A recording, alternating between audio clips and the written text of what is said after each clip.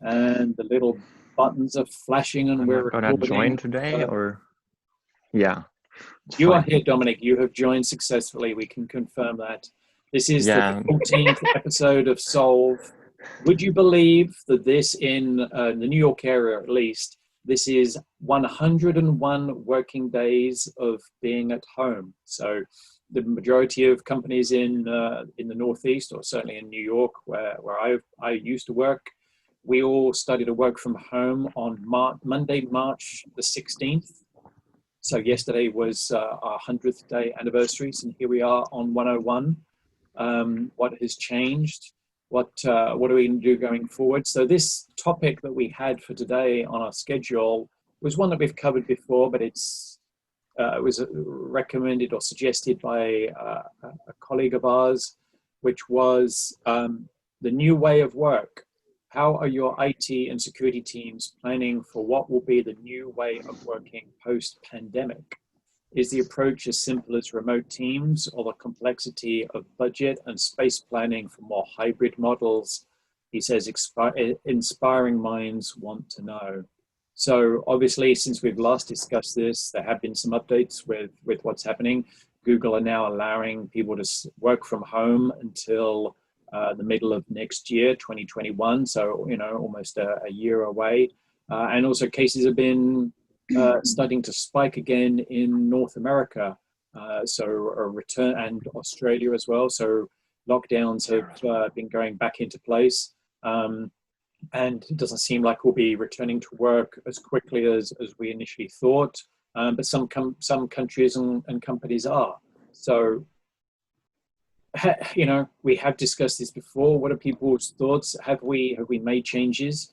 I'm sure, like you, if you're involved in budgets, you're thinking about your 2021 budget. It's a horrible time of year to be having the Spanish Inquisition of the finance team asking you why do you have this on this line item? Why was it 20% more than last year? All of those joyful questions. What are we doing as a? I would hope the IT budget is the only one that gets to increase a little. Yeah. If there's any budgets that increase, ours gets to increase a little. the most likely one at least. Yeah. Often with growth, growth is always a good thing. So then you have your incremental growth. But also 2020. Yeah, but if you're making a lot of technology changes, we've been doing overlapping technologies for a while. It's in some situations, and now we have to migrate those, and we need to consolidate all that stuff, and all that stuff takes money. Yeah. Or sometimes we just want to move to new stuff to help it all work. How are people thinking about moving to new stuff? Because obviously with SaaS, it's easy. It's just deploying an application. But if you wanted to do something more physical, more infrastructure, or something larger with everybody being remote, is anybody doing anything like that? Better. I'm doing a G Suite consolidation. 4 G Suites into one. Ooh. Wow. If only Google had a way to move those 4 tenants under one umbrella organization. Tell me about it. So, tell me about it. Yes, I have seen something on a lot of large companies' wish list. That is. I see thing. Well, but we're still seeing mergers and acquisitions take place, which is always a major vector for technology consolidation, replacement, all that stuff. So that stuff still has to go on. And it's probably going to ramp up as companies start failing. And so as companies fail to cement themselves as being profitable post-COVID, they're going to be acquired at large rates. Mm-hmm. So. Yeah, the economy is going to drive, I would imagine, a good number of established businesses towards bankruptcy, and they'll get acquired before that really takes hold. Yeah, or promising startups that get acquired earlier than they originally planned. Yeah, before they're valued as much as they wanted to be. I think we're going to continue to see a lot of that. And so many new startups about anything related to work from home. Every company is adding features. We do noise cancellation. We do full turnkey furniture deployment to your employees. We Cool. do, like all these things. Mhm. Well, and Those are gonna get, we're like, seeing a bought lot of quickly, like too. new apps to augment the tools that we use a lot of, right? We're seeing a lot of new apps to augment those. But the ones that augment your office life, right? Like the Slack bots that help you like know which beer is on tap in the kitchen. Like, I hope that didn't cost money, because they're not profitable anymore. I guarantee it. Yeah, I wonder how Box is doing, because not Box the software storage company, but I think it's Box the snack delivery company. We were always having those giant boxes delivered to our building, and there's a giant warehouse out in Secaucus in New Jersey, close to the city. Yeah, There's a lot of like lunch delivery places and things in San Francisco that specialize in like bulk office lunch deliveries, and all that stuff is going to go away. Yeah.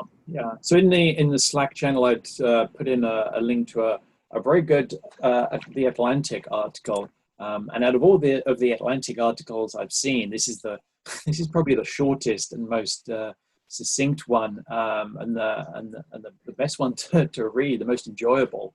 I'll put a link in the show notes here. But it talks about 3 different areas, of the changing workforce. It says the workforce is about to change dramatically, and there are 3 sort of topics that it discusses. The telepresence revolution will reshape the US workforce, and they do talk about how us not traveling to work will change, as you say, the restaurants around those offices. But if we're all working from home, maybe some of those establishments will start to be more profitable and expand inside our towns. And then there's also a topic about how remote work will increase agent-free entrepreneurship. Free agent entrepreneurship. So as we've said about new businesses spinning up, that's an interesting piece there about how if you are saving that time that you would normally be commuting, or you can juggle your day, are you going to be able to have time to launch that startup, that entrepreneurial brainwave idea that you had.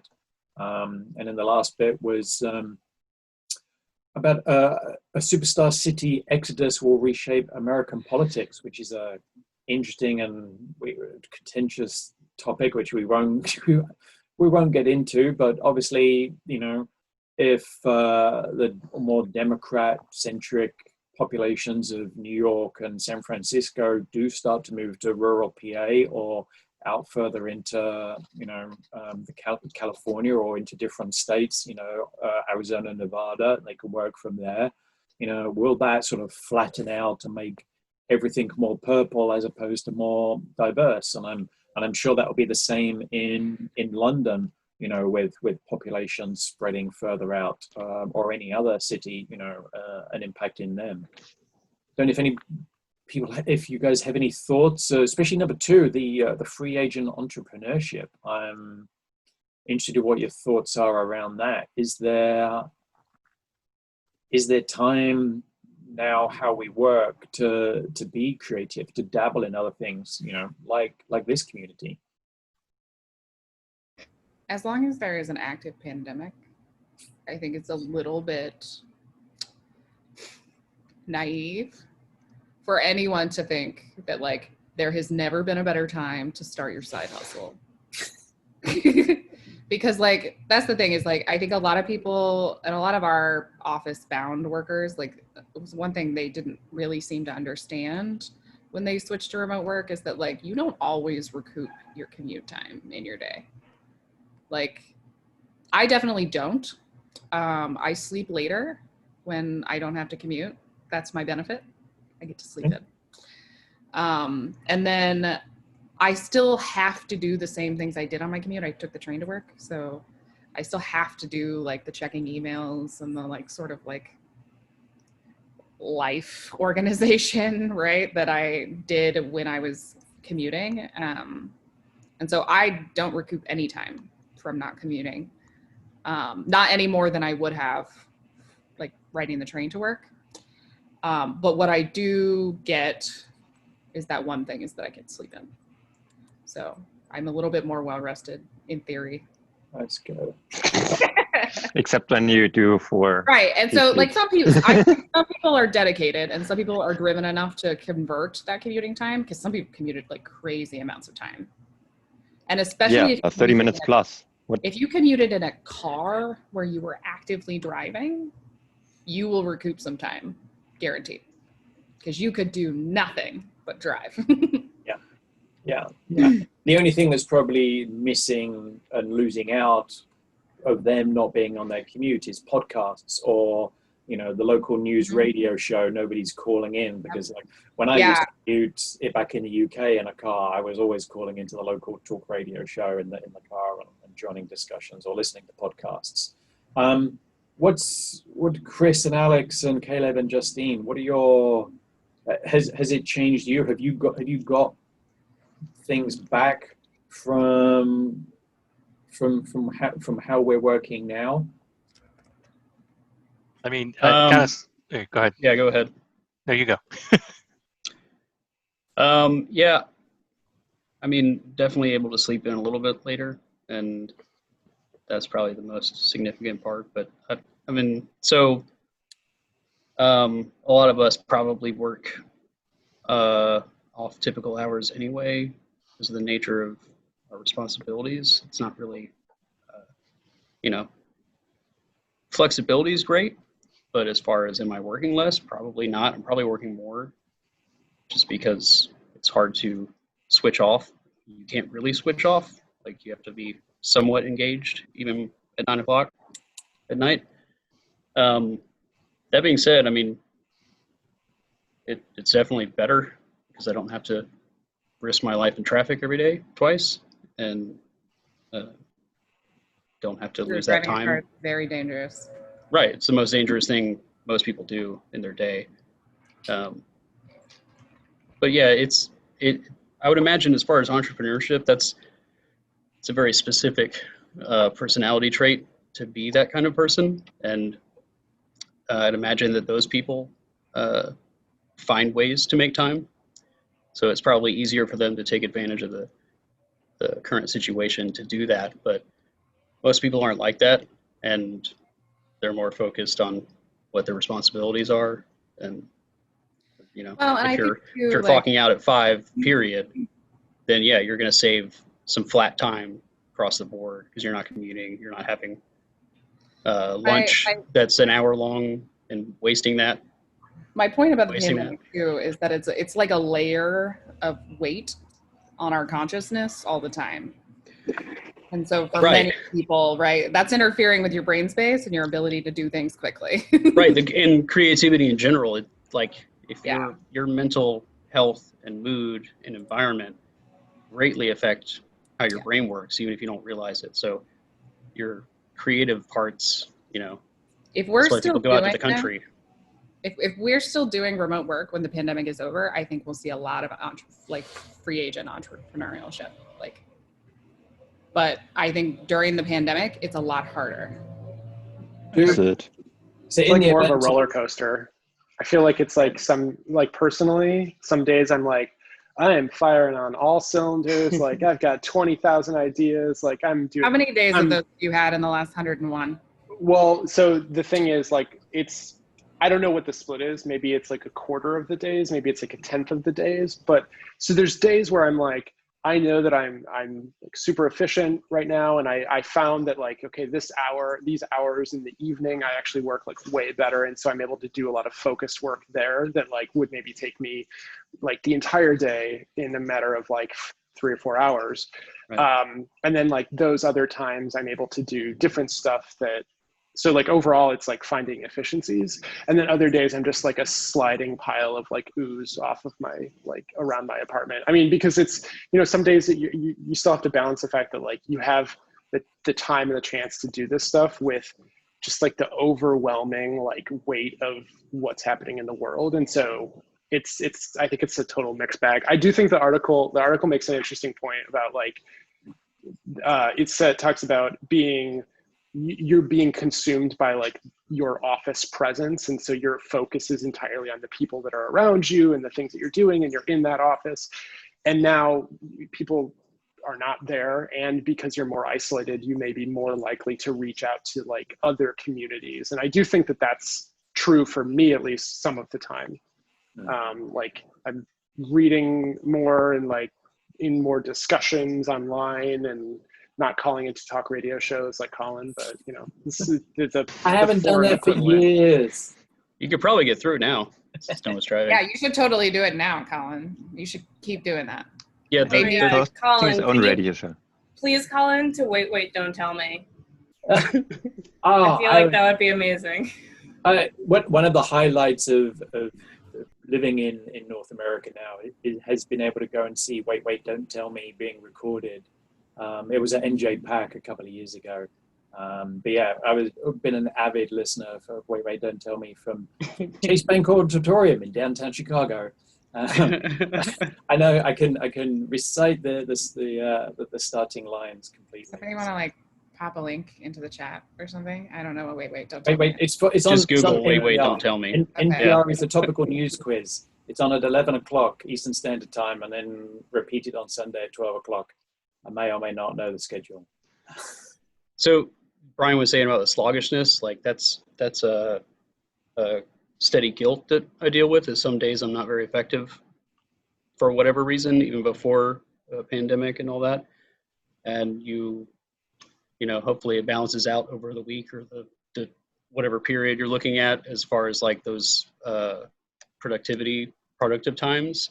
Like some days my brain, I'm just getting through it. It's not really working. I'm not really like 100%. All the time though. Like maybe in the office we're pretending to be more productive all the time, but like I think I've just gotten okay with it now. I think I've gotten more okay with it. And now I accept it. Like if I have to drive to work on something between like 10 p.m. and midnight, that's when I'm working on it. I'm just gonna do it because I can forgive myself for having 2 hours where I just kind of read news articles. One thing that was interesting to me as well in the article talked about, you know, those chit chats that we have in the office that we may not be having now, and those chit chats create that kind of spark some creativity as well. I have noticed that on the productivity side, I get reached out to when people need something rather than just, hey, like I'm walking to go get coffee. Like at home, I'm just going to get coffee and come back to my desk. At the office, oh, you're up and about. Let's just chat and see how your weekend was or how your day's going, or this thing you're working on, and it kind of changes your brain and helps you think about some other aspects. But now it's, you know, everything is so work focused when there's a conversation that you almost have to like push out that like, hey, also tell me about how you're doing. Like, tell me about your life. Well, on our team, like we started doing donut breaks. Donut is an app for Slack that schedules random meetings with people. Oh. And our donut breaks are like not allowed to be work related. Like you cannot talk about work. Does that work? Everyone meets with one teammate once a week. Like, and so like that's our thing. But like without that, I feel like the only way that I get those little talks is like if I'm doing something and I think about someone that I've worked with in the past, and if I reach out to them and I say like, hey, here's this thing I was working on, or like this made me think of you, how are you doing, blah blah blah. But like that it's a concerted effort. Like I have to have the thought, register the thought, and then take action on it. Like I would say that that's also a really good rule to follow just outside of your work life too. Like if you're thinking about someone, text them. I think it's fine. We can nurture our relationships in work and outside of work the same way. Yeah. Or if you're thinking about doing anything, just do it in general. Yeah. Just do it. Thank you. Yeah.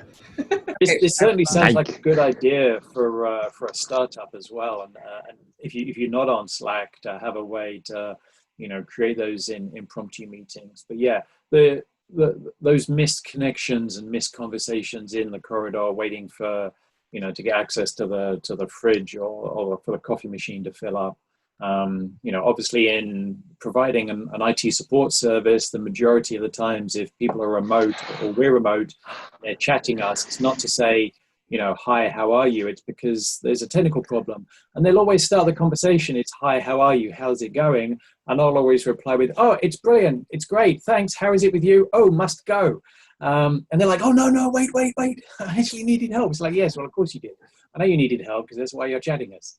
But yeah, as you said, Justine, we should be reaching out and, and changing how those interactions and happen. And make what's interesting is when I get those random like, hey, how are you? And it's not a tech request, I'm very confused. And I'm I'm just waiting for it. Like, what did you need?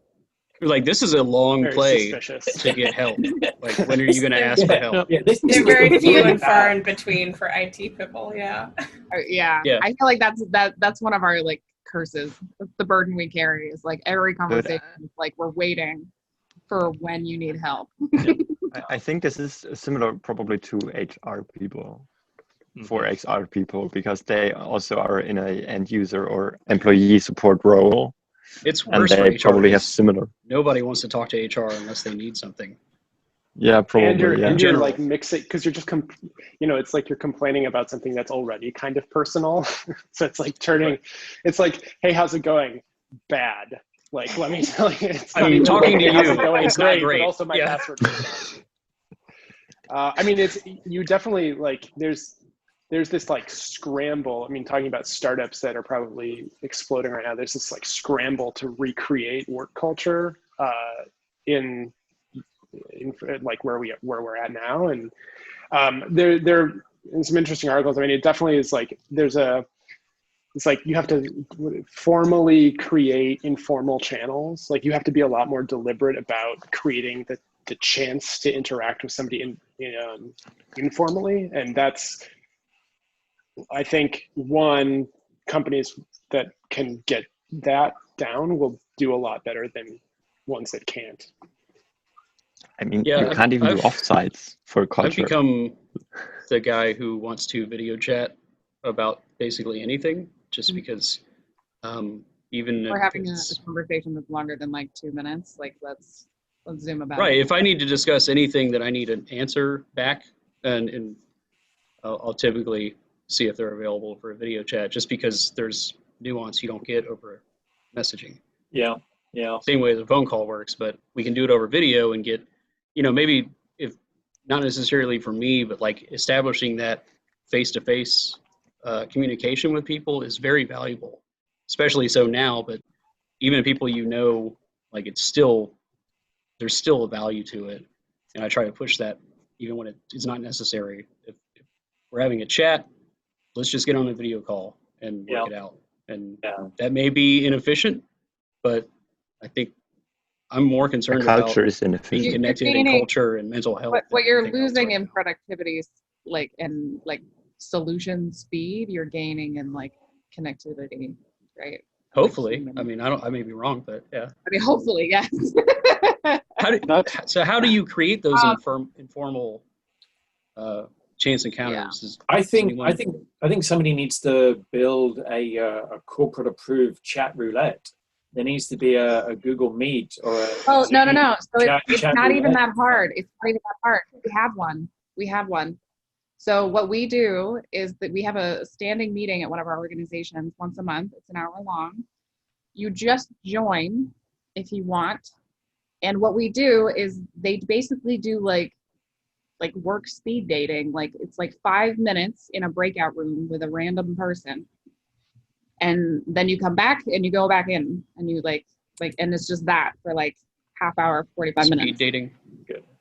So, yeah, you know what I mean. But like, yeah, so like the breakout rooms functionality, like I'm happy that that's coming to other platforms because like it's one of the greatest things about Zoom, and it's super versatile because you can use it for things like that. Yeah.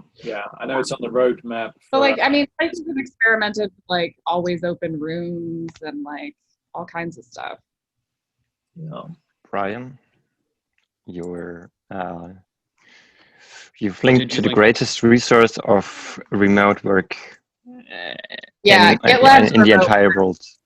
GitLab. Justine DM'd me to say that I'm obsessed with GitLab because I just brought it up on a previous call that we were on, because they have some like you can read basically like their internal discussions about how they make decisions, and it is like the tea to see them fight with each other about it too. They're so transparent that it's like almost scary, but it's also so valuable. Like some of their stuff on like pay scales and pay structures, like there's stuff about remote work, like there's stuff about like how to structure teams, and like, yeah, some of that stuff is so valuable. But yeah, you're right that they do have like public. I mean, it's incredible. We were talking about how they're like rolling out Jamf and people's reactions to it, and it's interesting for an American company. So for me, like based here, to read about people and like the privacy concerns of remote employees that are based in like Europe and other countries with like much greater cultural emphasis on privacy, but also like different laws around it. It's really like interesting to read about. But I mean, the thing is like, it's not so much like obsessed with them so much as they're one of the only people that have been doing it for a long time, and they're the only people that have real guidance on it. So like them and like Basecamp and some, I don't know, there's some other companies like Slack. Atlassian, only 4-figure. Atlassian. Atlassian's been publishing like case studies on some of their customers who use agile methodologies. And so like they did one on Spotify, and then they did one on another company about like agile at scale and stuff like that.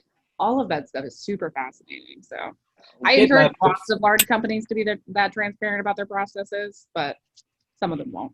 Yeah, GitLab have always been zero trust, haven't they? They've always been remote and cloud only. So they're ahead. This is nothing new to them. No, so they're a great resource to learn from. Yes, yeah. That's why, and because they publish so much, you can spend days and weeks in their company culture and their about GitLab pages, and it's just their handbook is amazing. That's good to check out. So we have talked about the social aspect, which is brilliant, because I think going into this, I thought this would all be technical, and and the social side has been most of the discussion so far. But just so we can help Dave and his inquiring mind, and are there any technical IT security considerations you have for the remainder of this year, and thinking about 2021 and that budget that you're working on? Is, if anybody doesn't have context-aware access, are you looking to deploy that, whether it's through Okta, G Suite, or Microsoft's EMS, Intune, context-aware access? I think we're definitely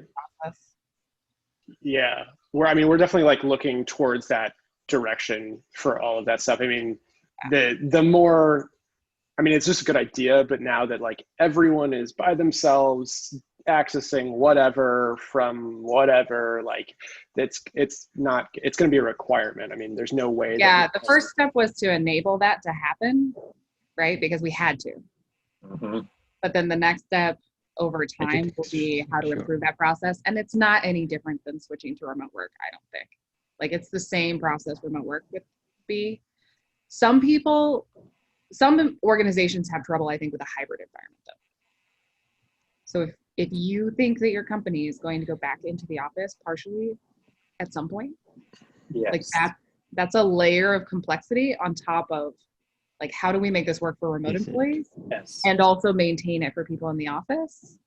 Because there are always certain things that they want to just work in the office. Yeah.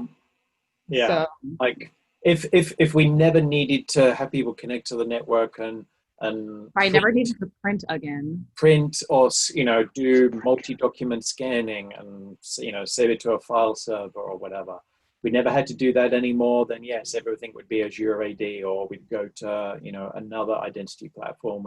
And that physical Active Directory network, which probably a lot of us have, or know people who have them, would be disappearing. VPN connections are the worst thing to try and support and manage, because it is a huge bottleneck, and it's a huge security overhead, and it's an end user annoyance. does tie people normally to their corporate machines. You know, things are much slower. Well, we talked about this at the very beginning of the lockdown. And I mean, we've talked about it a couple of times, even well before that. Like, what's next is beyond. Yes. What's next is zero trust. Like, that's the next stage of IT. Who has it? Beyond Corp and zero trust, Dominic. Yeah. So, No, like, no. Who has like- it deployed, and at what rate do you have it deployed, if you have it? Yeah. That- I don't know It's, about I mean, it's not a 0 or 1. Like, it's really a continuum, That's because why I'm like asking.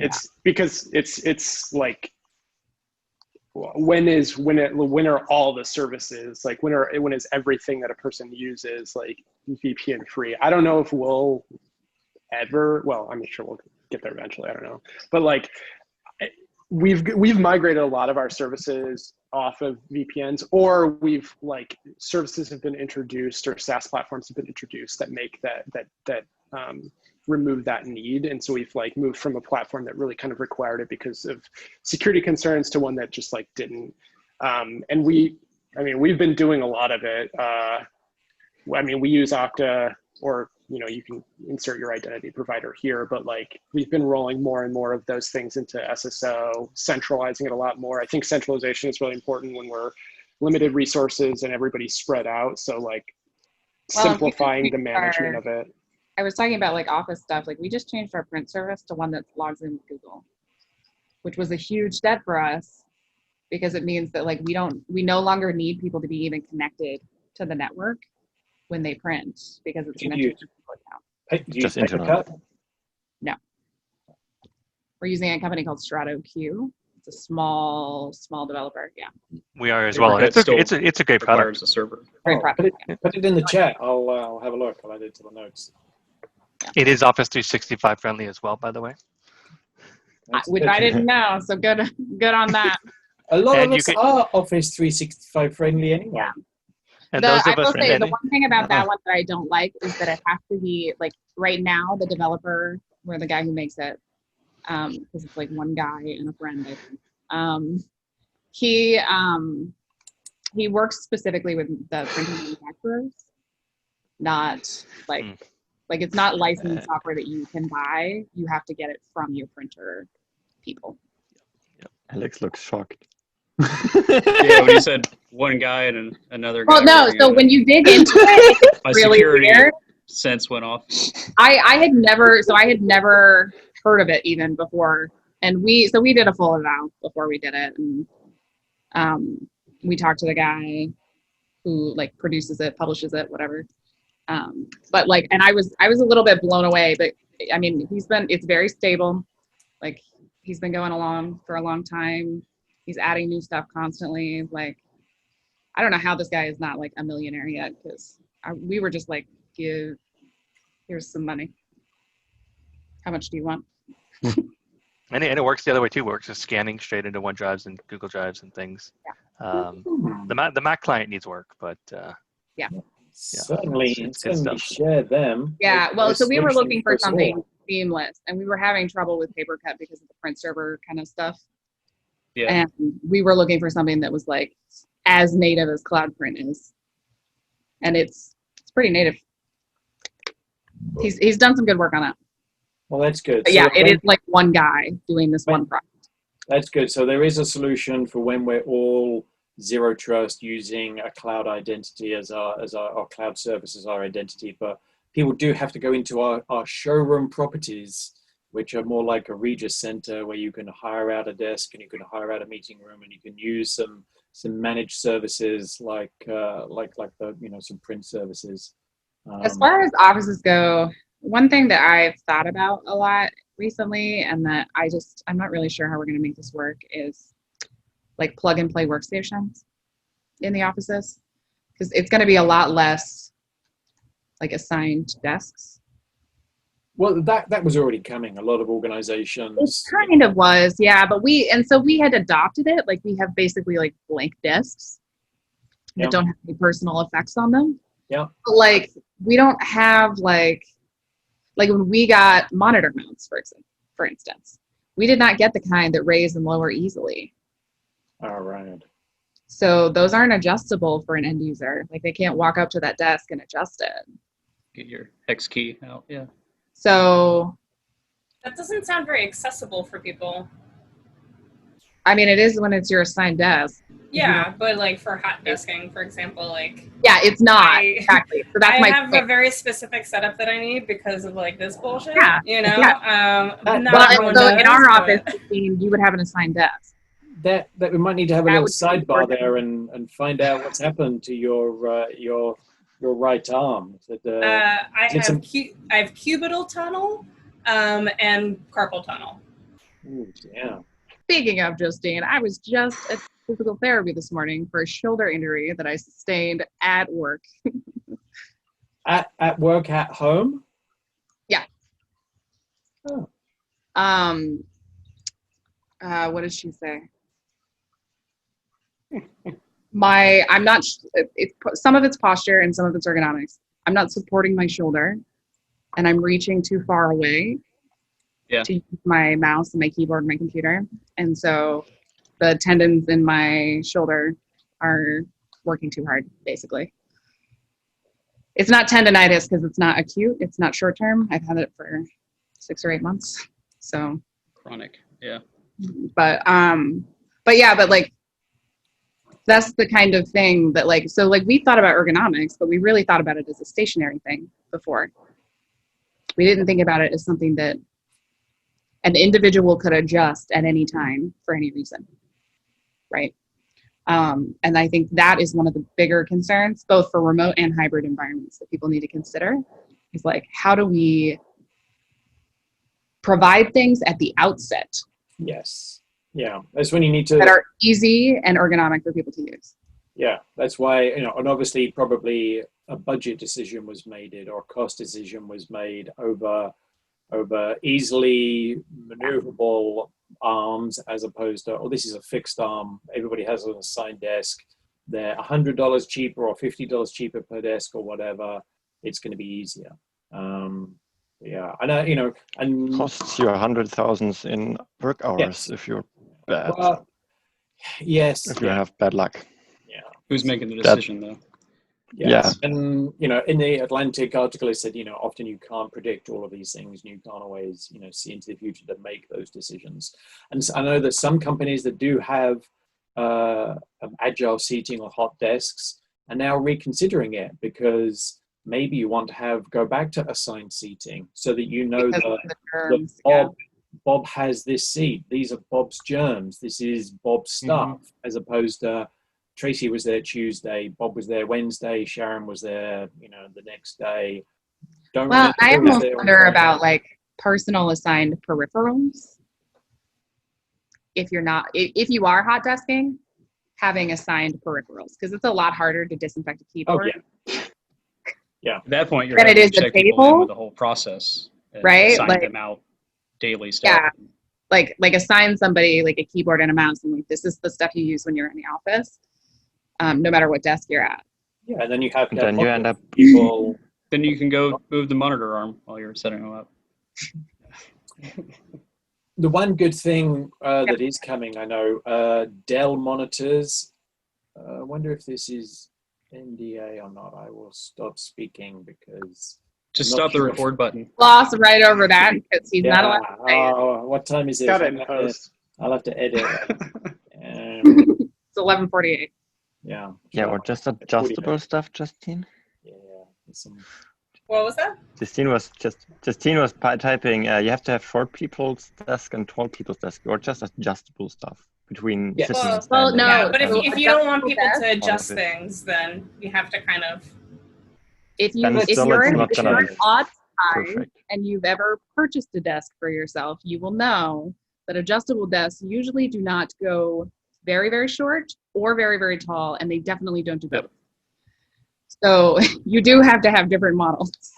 That may be Because true. one of the things I looked at was getting a desk that was going to be short enough for me, because I'm 5'4". 5'4" is like right on the edge for a lot of those standing desks. And so I found one. When I put the casters on it, it's a little bit higher than I like. A little bit higher than it should be. Put a So, mask Just cut off some of the leg. That just they're metal legs. weld it. Put on higher shoes. Put holes in the floor. Right. So I'm gonna compensate with a chair for what it's worth. It works fine when I'm standing. So for sitting, I'm just gonna like fix it with a chair. But like we have you can 5 always do solutions, that. so that does. But yeah, like ultra tall people have the same problem. Like the standing desks don't always raise up high enough for them. Like my boss is one of those. He's like 6'4". Me too. 6'5". Yeah. And so like that's stuff you I'm have to 193 consider. centimeters in real numbers. Whatever it is. Did you just say in real numbers? Also 193. 193 centimeters. Dominic's the real robot here. I don't know. All right, so I think I don't have to worry about editing.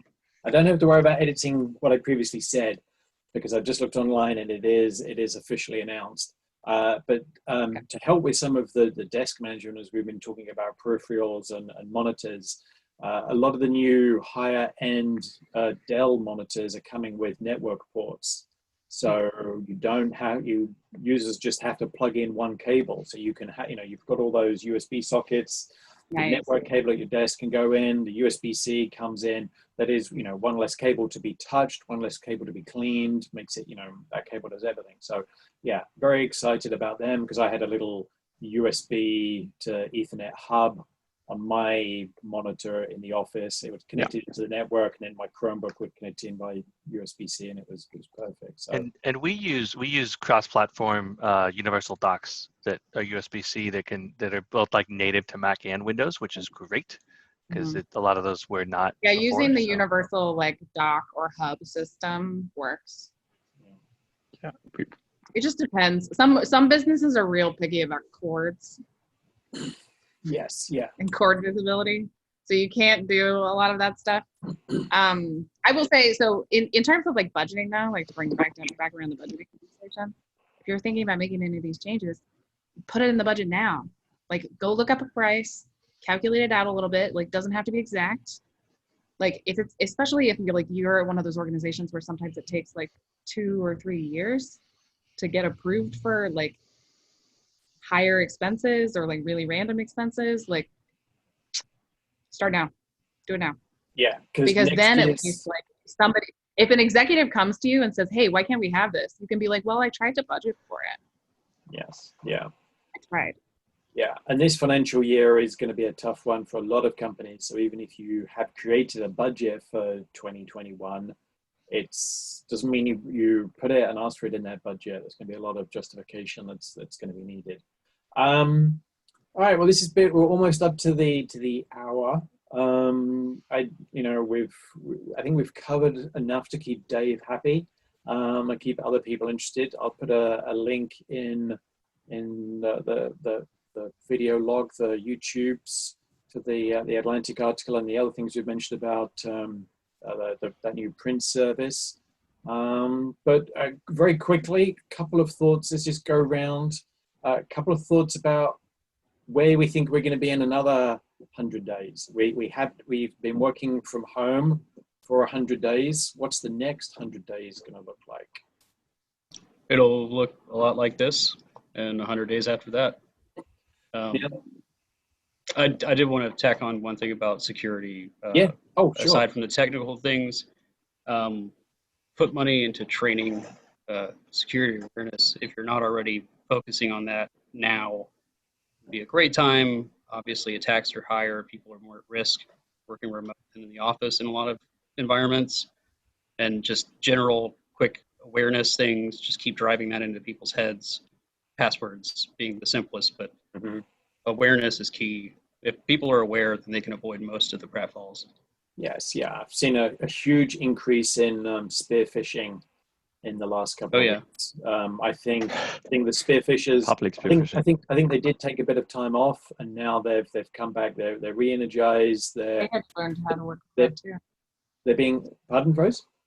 that they had to learn how to work remote too. Yes, they did. They did. They're being incredibly creative. We've even seen fake email chains being created between fictitious employees, and then they'll spearfish somebody else, with that thread in that email trying to catch them. Thankfully, G Suite, Quarantine, and the automatic tools are very good at catching that stuff and blocking it anyway. So That's pretty diabolical. I think on a creativity level, it's amazing. I give them their dues. They are not. Then you always get the lazy ones. Probably be generated by AI, can't they? Yes, yeah. I'm The sure. new, like AI models that have come out that are really, really accurate. Yeah. I'm sure. Colin, do they have the bad grammar and spelling? They do have bad grammar and spelling like the other ones?